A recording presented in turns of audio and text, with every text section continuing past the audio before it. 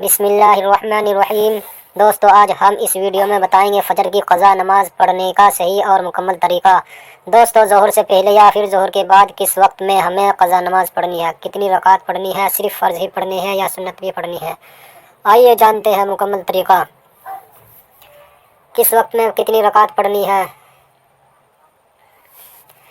ان 3 وقت میں آپ فجر کی قضا نماز پڑھ سکتے ہیں۔ نمبر 1، سورج نکلنے سے لے کر طلوع آفتاب تک۔ سورج نکلنے سے لے کر 10 ساڑھے 10 بجے تک آپ قضا نماز پڑھ سکتے ہیں۔ اس وقت میں آپ کو پوری نماز پڑھنی ہے، 2 سنت اور 2 فرض۔